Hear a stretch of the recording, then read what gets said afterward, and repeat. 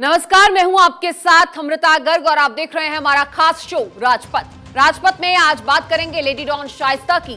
भारत 24 आज अतीक की पत्नी शाइस्ता को लेकर बड़ा खुलासा करने जा रहा है। इसके अलावा बात करेंगे अलीगढ़ के ताले की। बुलडोजर के बाद अब यूपी में माफियाओं पर अलीगढ़ के ताले कसे जा रहे हैं। तो वहीं हिंसा में जलते मणिपुर की तस्वीरें भी आपको दिखाएंगे और आखिर में बात कर्नाटक चुनाव की होगी, जिसमें प्रधानमंत्री नरेंद्र मोदी की एंट्री के बाद कमल के चेहरे पर कैसे मुस्कान छा गई है, ये भी आपको बताएंगे।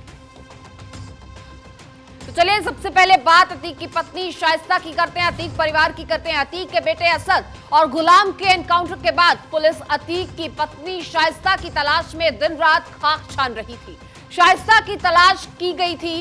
कई टीमें उत्तर प्रदेश के अलावा कई राज्यों में दबिश दे रही थी, लेकिन शाइस्ता हर बार पुलिस को चकमा देकर यूं निकल जा रही थी।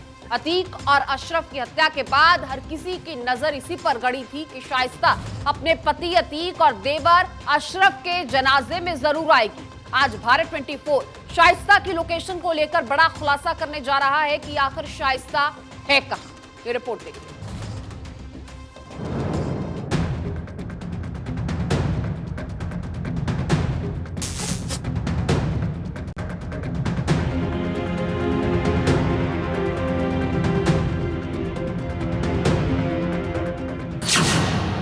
भारत 24 का बड़ा खुलासा, मिल गया शाइस्ता का पता। अतीक की पत्नी की मिली लोकेशन, खत्म हुई पुलिस की तलाश। शाइस्ता तक पहुंची पुलिस, शाइस्ता के भागने का बंद हुआ रास्ता। माफिया अतीक की पत्नी शाइस्ता की तलाश में पुलिस दिन रात पसीना बहा रही थी। पुलिस सूबे के चप्पे चप्पे को छान रही थी। शाइस्ता की तलाश में पुलिस की कई टीमें यूपी से लेकर दिल्ली उत्तराखंड में दबिश दे रही थी। नेपाल के रास्ते दुबई भागने की फिराक में जुटी शाइस्ता की प्लानिंग ने तो पुलिस को पस्त कर रखा है। लेकिन भारत 24 शाइस्ता की लोकेशन पर बड़ा खुलासा करने जा रहा है। करीब 2 महीने से फरार चल रही माफिया लेडी डॉन शाइस्ता अपने पति अतीक को आखिरी बार देखने के लिए प्रयागराज पहुंची थी। कसारी मसारी कब्रिस्तान जाना चाहती थी। अतीक अहमद की पत्नी अपने देवर को भी आखिरी बार देख लेना चाहती थी। वो खुलदाबाद इलाके में रुकी थी। शाइस्ता अतीक के बेहद करीबी के घर रुकी थी और 5 लाख का इनामी शूटर साबिर भी उसके साथ था। भारत 24 का बड़ा खुलासा, मिल गया शाइस्ता का पता। 16 अप्रैल को शाइस्ता प्रयागराज पहुंची थी। खुलदाबाद में अतीक के करीबी जफर अल्लाह के घर पर रुकी थी। शाइस्ता परवीन के साथ शूटर साबिर भी था। बुरके में कब्रिस्तान जाने की तैयारी में थी शाइस्ता परवीन। अपने पति को आखिरी बार वो देखना चाहती थी। लेकिन कसारी मसारी का पूरा इलाका उस दिन छावनी में तब्दील था। पूरे प्रयागराज में चप्पे चप्पे पर पुलिस तैनात थी। हर किसी पर पुलिस की पैनी नजर थी। कसारी मसारी कब्रिस्तान जाने वालों की चेकिंग तक हो रही थी और मीडिया में सुरक्षा इंतजामों की लाइव तस्वीरें देखने के बाद शाइस्ता वहां जाने की हिम्मत नहीं जुटा पाई। कब्रिस्तान में दाखिल होने वाले हर शख्स का आईडी कार्ड चेक हो रहा था। उसकी तस्वीरें ली जा रही थी और इसी वजह से शाइस्ता और साबिर का ये प्लान फेल हो गया।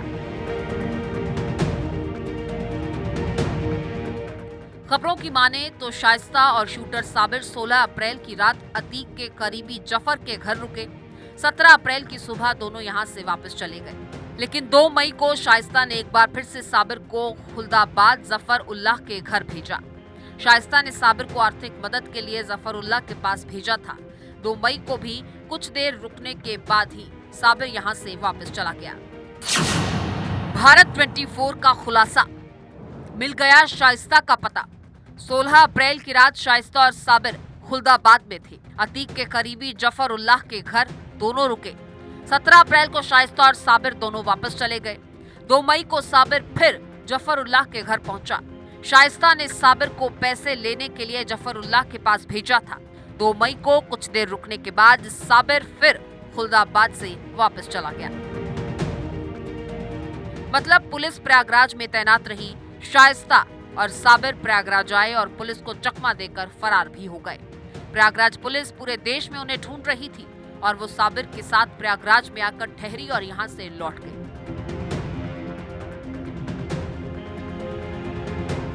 ये इंस्पेक्टर धूमनगंज राजेश कुमार मौर्य की तरफ से धूमनगंज थाने में दर्ज कराई गई एफआईआर की कॉपी है, जो असद के दोस्त आतिन जफर के खिलाफ है।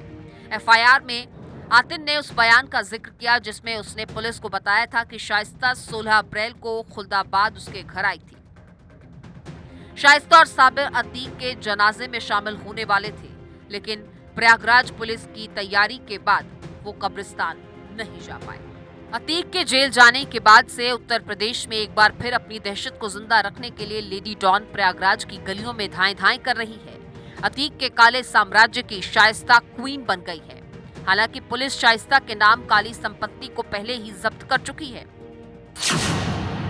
काले साम्राज्य की शाइस्ता अब क्वीन बन गई है। अतीक के जेल जाने के बाद शाइस्ता ने गैंग की कमान संभाल ली है। शाइस्ता चला रही है वसूली बैंक और वसूली का काम खुद शाइस्ता देखती थी। 17 जून 2022 को शाइस्ता ने बड़ी वसूली की थी। सुधांशु श्रीवास्तव नाम के शख्स से ये वसूली की गई। शाइस्ता ने 1 करोड़ 68 लाख की वसूली की थी। खान सौलत हनीफ ने पैसे लेकर शाइस्ता को दिए। खान सौलत हनीफ की चैट से ये खुलासा हुआ। खान सौलत हनीफ अतीक का वकील है। खान सौलत हनीफ ने ही बड़े बड़े खुलासे किए हैं। डॉन शाइस्ता तक पहुंचने के लिए खाकी हर जगह खाक छान रही है, लेकिन अब पुलिस को शाइस्ता की लोकेशन का पूरा पता चल गया है। अब किसी भी वक्त पुलिस शाइस्ता को गिरफ्तार कर सकती है।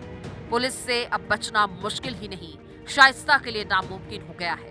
कई बार पुलिस को चकमा देकर भागने वाली शाइस्ता अब पूरी तरह से पुलिस के चंगुल में फंस चुकी है। Bureau report, Bharat 24। तो देखिए, उत्तर प्रदेश में अभी तक आपने माफियाओं पर बुलडोजर चलते देखा होगा, लेकिन अब सीएम योगी माफियाओं के खिलाफ अलीगढ़ में बनने वाले मजबूत ताले का भी इस्तेमाल कर रहे हैं। कैसे, इस खास रिपोर्ट में देखिए। अलीगढ़ का ताला आज उत्तर प्रदेश के बंगों में मत करके उत्तर प्रदेश दंगा मुक्त हो चुका है।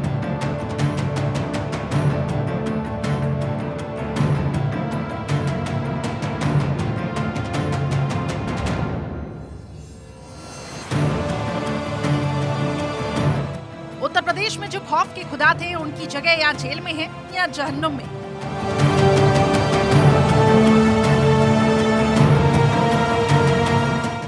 अगर गोली से समझ गए तो ठीक, वरना गोली वाले विकल्प से माफियाओं को ठीक किया जा रहा है। उत्तर प्रदेश में जिन माफियाओं के हुक्म के बिना पत्ता भी नहीं हिलता था, आजाद वो माफिया दुम दबाकर अपनी जान की दुहाई मांग रहे हैं।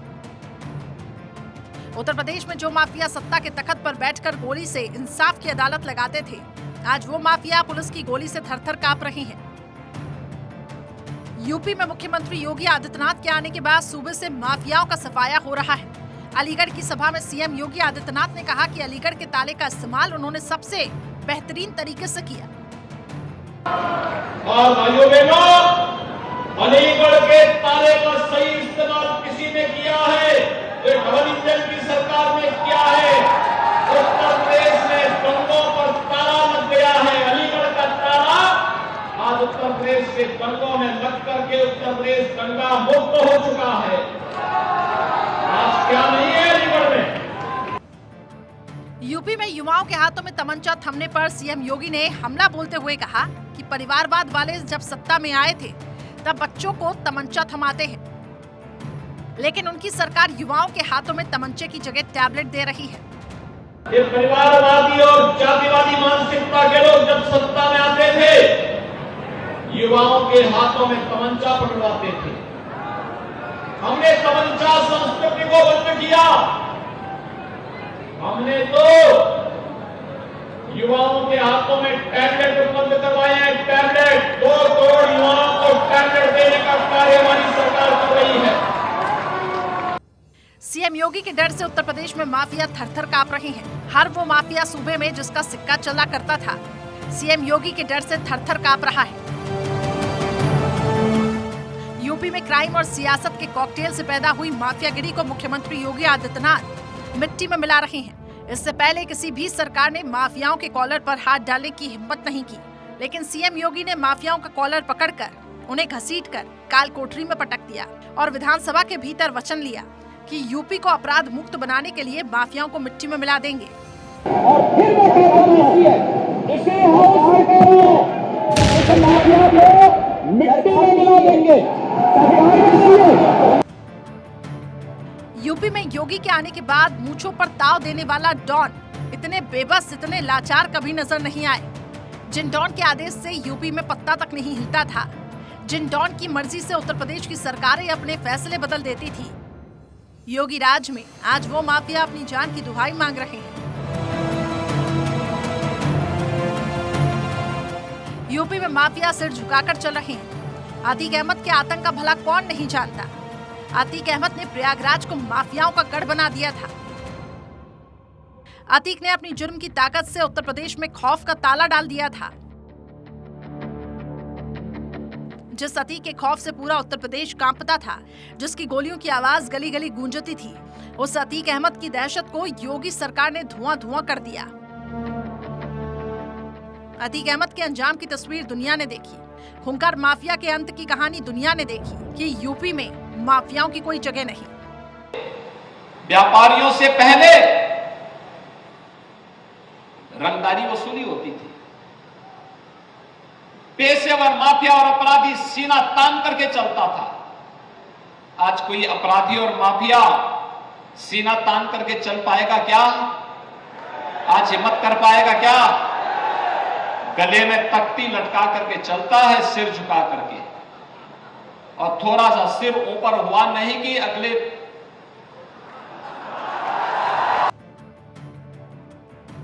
अतीक ने प्रयागराज की गलियों को अपने जुर्म की दहशत से धुआं धुआं कर रखा था। अतीक अहमद की मर्जी के बिना प्रयागराज में पत्ता भी नहीं हिलता था। प्रयागराज में अतीक की मर्जी के बिना सांस भी लेना पाप था। अतीक को इस बात का इल्म था। फिलहाल अभी उससे ऊपर कोई नहीं है, लेकिन यूपी के मुख्यमंत्री योगी आदित्यनाथ ने माफिया अतीक के मुगालते को तोड़ डाला और माफिया मिट्टी में मिल गया। सत्ता के संरक्षण में पल रहे गुंडे, माफिया, अपराधी, लुटेरे, ये सब के सब मेहरबानी करके तो उत्तर प्रदेश छोड़ करके चले जाएं, और अगर उत्तर प्रदेश में रहेंगे तो फिर उनके लिए दो जगह होंगी। मुझे लगता है उस जगह कोई भी नहीं जाना चाहेगा, और उसके बारे में वो तय कर लें क्या होना है। यूपी से माफियाओं के अंत के ऐलान के बाद सूबे में माफिया मिट्टी में मिलने शुरू हो गए। अतीक के बाद अब मुख्तार अंसारी की बारी है। मुख्तार के गुनाहों का भी हिसाब किताब होने लगा। कभी मूछें तान कर चलने वाले मुख्तार आज बिल्ली की तरह दुम दबाए हैं। सत्ता के पावर से मुख्तार जिन हाथों से गुनाहों पर गोली चलाता था, उस मुख्तार के हाथों में अब हथकड़ी है। बेगुनाहों पर जुर्म करने वाला उसका बेटा जेल में है। कानून व्यवस्था को व्हील चेयर पर लाने वाला मुख्तार आज खुद व्हील चेयर पर आ गया है। जो लोग पर्व और त्योहारों में उपद्रव पैदा करके यहाँ की कानून व्यवस्था को व्हील चेयर में लाने का काम करते थे, आज वे स्वयं व्हील चेयर में पड़े हुए हैं और सांस लेने के लिए तरस रहे हैं। योगी सरकार में मुख्तार के गुनाहों का हिसाब होने लगा। बाहुबली से माफिया बने मुख्तार अंसारी की क्राइम कुंडली खंगालने के साथ साथ तमाम मामलों में सबूत पुख्ता करने में पुलिस जुट गई। पूर्व विधायक मुख्तार अंसारी के गिरोह को मिट्टी में मिलाने की कोशिशों को अंतिम रूप दिया जा रहा है। पुलिस मुख्तार के आपराधिक कुनबे पर अंतिम चोट देने की तैयारी कर रही है। इसके लिए उसके नातेदार, रिश्तेदारों की लिस्ट तैयार की गई है ताकि माफियाओं को जड़ से मिट्टी में मिलाया जा सके। वाराणसी जोन और वाराणसी पुलिस कमिश्नरेट में मुख्तार के रिश्तेदारों को लिस्टेड किया गया।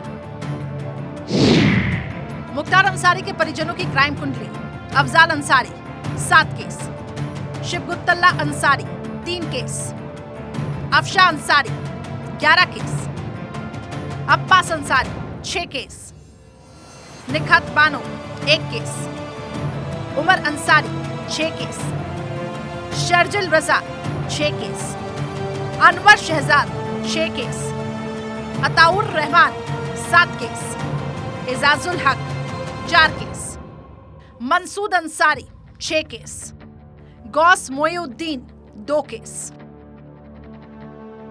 मुख्तार अंसारी के गिरोह पर लगातार कार्रवाई चल रही है। 2017 में योगी सरकार बनने के बाद अतीक अहमद गैंग के आर्थिक साम्राज्य पर सीएम योगी ने ताला डाला तो मुख्तार के काले कारनामों से तैयार अवैध संपत्तियों को मिट्टी में मिलाया। उत्तर प्रदेश की सपा सरकार में मंत्री रहे आजम खान के जमीन घोटाले पर भी सीएम योगी ने चोट की। आजम खान के करीबियों पर लगातार कार्रवाई हो रही है। आजम खान के करीबी और पूर्व पुलिस अधिकारी आले हसन खान को पुलिस ने गिरफ्तार कर लिया। आले हसन खान को आजम खान का करीबी माना जाता है। आले हसन रामपुर सदर के पूर्व पुलिस क्षेत्र अधिकारी रहे हैं। पुलिस के मुताबिक आले हसन खान पूर्व मंत्री आजम खान के साथ कई आपराधिक मामलों में सह आरोपी हैं। किसान की जमीन कब्जे के मामले में कोर्ट से आले हसन के खिलाफ गैर जमानती वारंट जारी किया गया। पुलिस के मुताबिक पूर्व पुलिस क्षेत्र अधिकारी को इसी वारंट के आधार पर गिरफ्तार किया गया है। यूपी में बड़ा डॉन बनने की चाहत रखने वाले अनिल दुजाना की ख्वाहिश को भी सीएम योगी ने मिट्टी में मिला दिया। गैंगस्टर अनिल दुजाना सूबे में वर्चस्व कायम करना चाहता था। पिछले 5 से 6 साल के अंदर उसने जिस तरीके से अपने गिरोह को पश्चिम यूपी से लेकर पूर्वांचल तक फैलाया, उससे पुलिस भी परेशान हो गई थी। लेकिन माफियाओं को मिट्टी में मिलाने के वचन को पूरा करते हुए मेरठ में एसटीएफ ने अनिल दुजाना का एनकाउंटर कर दिया। उत्तर प्रदेश से माफियाओं का सफाया हो रहा है। माफिया मिट्टी में मिल रहे हैं। सूबे की जनता बेखौफ हो रही है। सीएम योगी के राज में उत्तर प्रदेश में चैन सुकून वापस लौट रहा है और सूबे की जनता बेखौफ होकर सड़कों पर घूम रही है। आज यूपी नो कर्फ्यू, नो दंगा। यूपी में सब और चंगा। नो कर्फ्यू, नो दंगा। यूपी में सब चंगा। रंगदारी ना फिरौती। अब यूपी नहीं है किसी की बपौती। माफिया अपराधी हो गए अतीत। सुरक्षा खुशहाली रोजगार का अब बना है प्रतीक। सवाल सिर्फ अतीक अशरफ, असद, मुख्तार या आजम खान का नहीं है। सीएम योगी ने उत्तर प्रदेश के सभी संगठित माफियाओं को एक ही संदेश दिया, या तो उत्तर प्रदेश छोड़ दें या फिर उनकी जगह धरती पर नहीं है। सीएम योगी का एक ही मकसद है, यूपी को अपराध मुक्त बनाना, और इसी के तहत उत्तर प्रदेश से माफियाओं का सफाया हो रहा है। Bureau report, Bharat 24।